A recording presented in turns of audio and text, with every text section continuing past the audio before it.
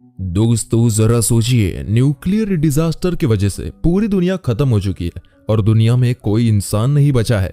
लेकिन एक आइलैंड में सिर्फ एक लड़का और 6 लड़कियां किसी तरह से जिंदा बच गए हैं और ह्यूमैनिटी को आगे बढ़ाने की जिम्मेदारी इस एक लड़के और उन 6 लड़कियों के हाथों में है। आज की मूवी आफ्टर द डार्क में हम कुछ ऐसा ही देखेंगे। मूवी की शुरुआत में हम जेम्स और पेट्रा को देखते हैं। पेट्रा अपनी क्लास के लिए वहां से निकलते हुए जेम्स को कहती है कि दोबारा मत सोना वरना तुम लेट हो जाओगे, और फिर वो वहां से चली जाती है। शायद जेम्स थक गया था इसलिए वो सो जाता है और जब उसकी नींद खुलती है तो वो देखता है कि वो क्लास के लिए लेट हो चुका है। वो भागता हुआ क्लास पहुंचता है जिसमें वो बिल्कुल एंड मोमेंट पर पहुंच जाता है। इन सभी की फिलॉसफी की क्लास चल रही थी। इनका प्रोफेसर जिमिट था। आज सभी बच्चों की लास्ट क्लास थी। जिमिट बोलता है कि उन्हें इस साल जो भी पढ़ाया गया उसका प्रैक्टिकल चेक करने का समय आ चुका है।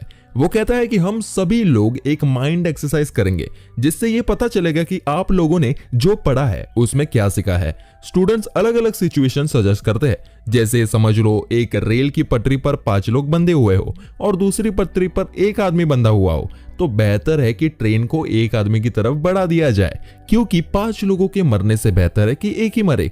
दूसरा कहता है कि सिचुएशन ऐसी भी हो सकती है कि ट्रेन की पटरी के सामने एक बहुत मोटा आदमी खड़ा हो जिसे धक्का देकर उसे ट्रैक पर गिरा दे तो उस ट्रेन अपनी पटरी से ही उतर जाएगी जिससे 5 लोग बच जाएंगे। एक लड़की सिचुएशन सजेस्ट करती है जिसमें वो एक बिल्डिंग से गिरने वाली है और खुद को बचाने के लिए उसने अपने 3 दोस्तों को कांटेक्ट किया। वो तीनों उसे बचाते नहीं क्योंकि उसे बचाते हुए वो खुद भी बिल्डिंग से गिर जाएंगे, और जैसे ही वो लड़की बिल्डिंग से नीचे की तरफ गिरती है वो बच जाती है और उसे पता चल जाता है कि अपने इन तीनों दोस्तों पर वो कभी भरोसा नहीं कर सकती। इसी तरह की कुछ सिचुएशंस बाकी स्टूडेंट सजेस्ट करते हैं, लेकिन जिमिट कुछ अलग ही सिचुएशन को डिस्कस करना चाहता है। वो कहता है कि अर्थ पर एपोकैलिप्स आया है जिसमें हर जगह न्यूक्लियर बॉम्ब्स गिराए जा रहे हैं। बचने के लिए सिर्फ एक बंकर है जिसमें 1 साल तक टाइम स्पेंड करना होगा। मोटिव सिर्फ जिंदा बचने नहीं बल्कि ह्यूमन रेस को यही बचे हुए लोग 1 साल के बाद आगे बढ़ाएंगे। लेकिन उस बंकर की कैपेसिटी सिर्फ 10 लोगों की है और प्रॉब्लम यह है कि ये लोग 21 है।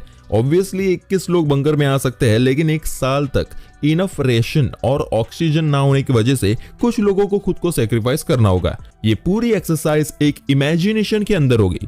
सभी क्लासरूम में होंगे लेकिन उसके सीन्स उनके माइंड में चलेंगे। वो लोग इस एक्सरसाइज को डिस्कस करते हुए करेंगे, लेकिन हमें मूवी में ये सीन्स के रियल जैसे दिखाया गया है, लेकिन ये सिर्फ उनकी इमेजिनेशन रहती है। अब हम जानते हैं कि ये सिर्फ 21 लोग हैं, लेकिन बंकर में सिर्फ 10 लोग रह सकते हैं। बंकर में कौन रहेगा और किसे खुद को सेक्रीफाइस करना होगा वो उसका प्रोफेशन डिसाइड करेगा। जिमिट एक बॉक्स से सभी को रैंडम चिट्स निकालने को कहता है जिसमें एक प्रोफेशन लिखा है। जिस इंसान के प्रोफेशन का फायदा उन्हें फ्यूचर में मिलेगा उसे बंकर में रहना अलाउड है और बाकी लोग बाहर रहेंगे। जैसे कि जेम्स एक फार्मर है जो एपोकैलिप्स खत्म होने के बाद अपनी फार्मिंग स्किल से खेती करके फूड सप्लाई बढ़ाएगा। पेट्रा एक स्ट्रक्चरल इंजीनियर है तो वो भी फ्यूचर में काफी कम आएगी, इसलिए उसको जिंदा रहना जरूरी है।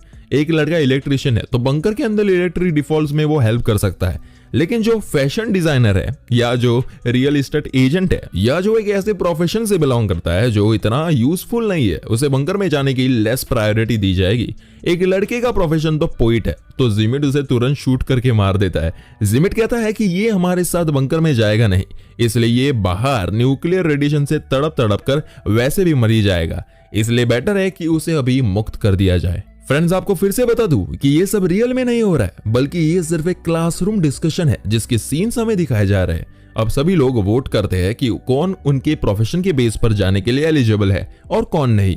जॉर्जिना एक डॉक्टर है जिसके लिए सब वोट करते हैं। चिप्स नाम का लड़का एक कारपेंटर है जो बंकर में जाने के लिए एलिजिबल है। आखिर में क्योंकि जिमिट के पास वाइल्ड कार्ड है इसलिए सभी उसके फेवर में वोट करते हैं, क्योंकि क्या पता उसके पास कोई सीक्रेट इंफॉर्मेशन हो जिसकी जरूरत उन 10 लोगों को पड़े। अब हमारे पास वो सभी लोग हैं जो अगले 1 साल तक बंकर में रहेंगे और वो लोग हैं जो बंकर के बाहर रहकर न्यूक्लियर बॉम्ब से खत्म होंगे। जेम्स कहता है कि हम लोगों को बंकर में जाने से पहले कुछ देर के लिए अकेला रहना चाहिए। वो पेट्रा के साथ टाइम स्पेंड कर ही रहा था कि उसने गोली चलने की आवाज आती है और वो देखता है कि जिमिट ने उन सभी लोगों को गोली से मार दिया था जो लोगों को बाहर रहना था। बाकी सभी लोग प्लान बनाते हैं और बंकर के अंदर पहुंच जाते हैं और जिमिट के वहां पहुंचने से पहले दरवाजा बंद कर देते क्योंकि जिमिट उनके लिए अब खतरा लग रहा था। अब ये सभी लोग बंकर के अंदर अपना काफी टाइम स्पेंड करते हैं। एक दिन पेट्रा बाहर जाकर देखती है कि जिमिट न्यूक्लियर रेडिएशन की वजह से जल चुका था। वो बताता है कि बंकर के एग्जिट कोड सिर्फ उसे पता है और फिर वो वहीं पे अपना दम तोड़ देता है। जब बाकी सभी को ये बात पता चलती है तो उनमें से एक डोर को खोलने वाली थी, लेकिन बाकी उसको रोकते हुए कहते हैं कि दरवाजा खोलते ही रेडिएशन की वजह से सभी मारे जाएंगे। वो सभी सोचते हैं कि शायद जिमिट झूठ कह रहा है, इसलिए वो दरवाजा नहीं खोलता। इसके बाद हम देखते हैं कि दिन बीतते चले जाते हैं, महीने बीते चले जाते हैं और जिमिट की बॉडी टाइम के साथ साथ डिकम्पोज होती चली जाती है। फाइनली जब 1 साल पूरा होता है तो अर्थ खुद को दोबारा रिकवर कर चुका था, लेकिन जब ये सभी लोग बंकर से बाहर निकलने की कोशिश करते हैं तो वो पासकोड मांगता है, यानी कि जिमिट सच बोल रहा था।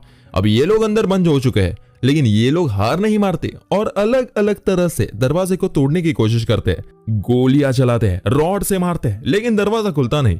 कुछ दिन बाद कुछ लोग अपनी जान दे देते हैं और जो बचते हैं वो ऑक्सीजन खत्म होने की वजह से मारे जाते हैं। बस इसके बाद हम दोबारा क्लास वाला सीन में पहुंच जाते हैं। चिप्स जिमिट से कहता है कि ऐसा क्यों हुआ कि एग्जिट कोड सिर्फ उसके पास ही थे।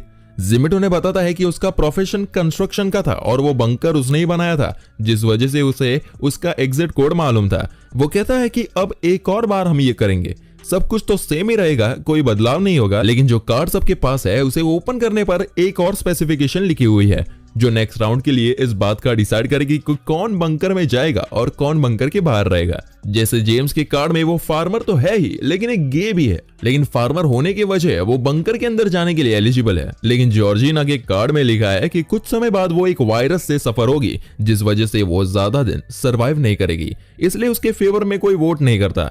एक पोइट और एक ओपेरा सिंगर और कुछ आर्टिस्ट टाइप लोगों को भी कोई वोट नहीं करता। इसी तरह कुछ लोग जो पिछली बार बंकर के अंदर थे वो अब बाहर रहेंगे।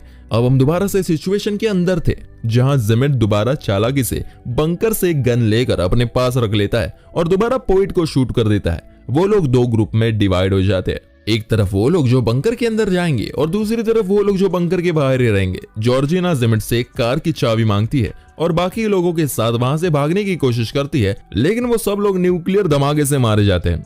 जिमिट और बाकी सब बंकर के अंदर आ चुके थे। पेट्रा रात को देखती है कि जेम्स अपने बेड में नहीं है। जब वो उसे ढूंढते हुए जाती है तो वो देखती है कि जेम्स जैक नाम के लड़के के साथ इंटीमेट हो रहा था क्योंकि वो गे था। पेट्रा ये बात सभी लोगों को बताती है। जिमिट कहता है कि उन सभी लोगों को अब अपने पार्टनर्स चूज करने चाहिए जिससे वो लोग बच्चे पैदा कर सके। ह्यूमन स्पीसीज इससे ही आगे बढ़ेगी। सभी लोग इस पर एग्री होते हैं। सभी लड़कियां अपने पार्टनर्स चूज करते हैं, लेकिन पेट्रा अकेले रह जाती है तो उसे जिमिट को पार्टनर बनाने के लिए कहा जाता है। पेट्रा भी मान जाती है और जिमिट के साथ जाती है। जेम्स शॉक हो जाता है और उसे रोकने की कोशिश करता है, मगर खुद वो भी किसी और के साथ इंटीमेट हुआ था। ऐसे ही कई दिन बीत जाते हैं जब सभी अपने पार्टनर्स के साथ इंटीमेट होते हैं, लेकिन अब तक कोई प्रेग्नेंट नहीं हुआ। इसलिए जिमिट एक ऐसा पॉइंट रखता है जिससे सब हैरान और परेशान हो जाते हैं। वो कहता है कि अब हर लड़की हर लड़के के साथ इंटीमेट होगी ताकि कोई ना कोई प्रेग्नेंट हो जाए। वो कहता है कि ह्यूमन स्पीसीज को बचाना ही हमारी प्रायोरिटी है। इस बात से सब परेशान थे क्योंकि उन्हें अपने पार्टनर से लगाव था और वो नहीं चाहते कि उनका पार्टनर किसी और के साथ इंटीमेट हो। बोनी जो कि सिचुएशन में एक सोल्जर है और उसकी मेमोरी काफी शार्प है, वो जिमिट से कहती है कि वो और किसी के साथ इंटीमेट नहीं होगी और अगर उसने उसके साथ जबरदस्ती करने की कोशिश करी तो वो उसे जान से मार देगी। जिमिट इस बात को अपनी ईगो पर ले लेता है और गन लेकर सभी लोगों को रूम से बाहर निकालता है।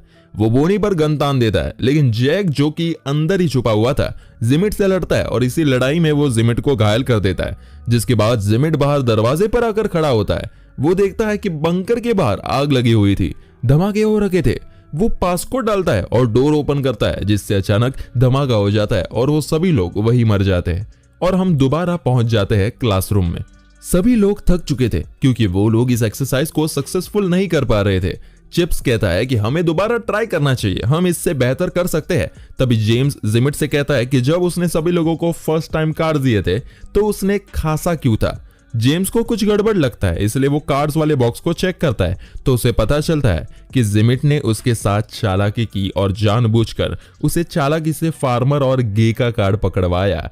जिमिट जेम्स को पसंद नहीं करता और ये साबित करना चाहता था कि वो बेवकूफ है जिसमें बिल्कुल भी समझ नहीं है। जेम्स सभी को जिमिट की सच्चाई बताता है और कहता है कि जिमिट ने चीटिंग की है, इसलिए वो एक और राउंड करना चाहता है, लेकिन बाकी स्टूडेंट्स मना करते हैं। पेट्रा सबसे इंटेलिजेंट स्टूडेंट है क्लास की। वो कहती है कि इस बार वो इंचार्ज बनना चाहती है और डिसाइड करना चाहती है कि कौन बंकर के अंदर रहेगा और कौन बाहर। सभी स्टूडेंट्स उस पर भरोसा करते हैं, इसलिए उसकी बात मानते हैं। हम दोबारा से सिचुएशन के अंदर जाते हैं जहां सब लोग इस बार एक आइलैंड पर थे जहां भी न्यूक्लियर हमला होने वाला था। जिमिट दोबारा से गन्स को छुपा लेता है। हम देखते हैं कि पेट्रा जिमिट के पास जाती है और उसे हक करती है। इस बार पेट्रा पोइट को, ओपेरा सिंगर को, कार्ड खेलने वाले लड़के को, सभी उन लोगों को बंकर के अंदर भेजती है जिनके पास कोई टेक्निकल स्किल्स नहीं है। जिमिट उसके डिसीजन को गलत बताता है। जैसे पेट्रा ने एक फैशन डिजाइनर को बंकर के अंदर रखना चाहा क्योंकि फैशन डिजाइनर को कपड़ों की समझ होती है और सही कपड़े पहनने से सेल्फ एस्टीम बूस्ट होगा जिसका असर सिविलाइजेशन पर पड़ता है। उसने इस तरह के 10 लोगों का ग्रुप बनाया जिसमें जेम्स भी था लेकिन जिमिट नहीं था। पेट्रा ने खुद को भी बंकर से बाहर रखा। जिमिट बंकर के अंदर जाना चाहता है इसलिए वो भड़क कर अपनी गन निकालने वाला था, लेकिन उसकी गन पेट्रा ने उसे हक करते हुए चोरी कर ली थी। वो पेट्रा से गन लेकर जेम्स को शूट करने वाला था कि जेम्स उस पर और बड़ी गन तान देता है और उसे जाने के लिए कहता है। जिमिट कहता है कि उन लोगों को पासकोड की जरूरत तो पड़ेगी जो सिर्फ मुझे पता है, लेकिन बोनी कहती है कि उसे पासकोड पता है क्योंकि पिछली बार जब जिमिट ने बाहर निकालने के लिए पासकोड डाला था तब बोनी ने उसे देख लिया था और शार्प मेमोरी की वजह से उसे याद भी था। ये सुनकर जिमिट वहां से चला जाता है। इसके बाद जेम्स पेट्रा को बंकर के अंदर आने कहता है, लेकिन पेट्रा नहीं मानती और कहती है कि यहाँ से थोड़ी दूर एक आइलैंड है, हम लोग बोट से वहां चले जाएंगे। लेकिन चिप्स पेट्रा को बोट की चाबी देने के बहाने अपने पास बुलाता है और उसे बंकर के अंदर भेजकर खुद को बाहर सेक्रीफाइस करता है। इधर ये सभी लोग बोट से निकल पड़ते हैं। पेट्रा और बाकी सब लोग इस बार अंदर काफी बढ़िया टाइम स्पेंड करते हैं क्योंकि इस बार वहां सब लोग आर्टिस्ट थे। वो लोग प्लेस पढ़ते हैं, पोइट अपनी पोइट्री सुनाता है, वो सब लोग काफी खुश थे और इसी तरह दिन बीत जाते हैं और 1 साल पूरा हो चुका था। लेकिन जब वो बाहर आते हैं तो देखते हैं कि सब कुछ वैसा ही था। बॉम्ब उनके आइलैंड पर गिरा ही नहीं। जिमिट कहता है कि वो सभी लोग इसके बाद भी जल्दी मारे जाएंगे क्योंकि उन लोगों के पास कोई ऐसे टेक्निकल स्किल्स है ही नहीं जिससे वो वहां से निकलने के लिए कुछ बना पाए और ना ही वो इस आइलैंड पर ज्यादा दिन सरवाइव कर पाएंगे। लेकिन पेट्रा इससे अलग सोचती है। वो कहते हैं कि मैंने लॉजिक से नहीं बल्कि अपने दिल से फैसला लिया था, ये सोचकर कि हम जितना समय जिंदा रहे उतना टाइम खुशी से तो रहे, हम लोग मौत को भी खुशी खुशी एक्सेप्ट कर लेंगे।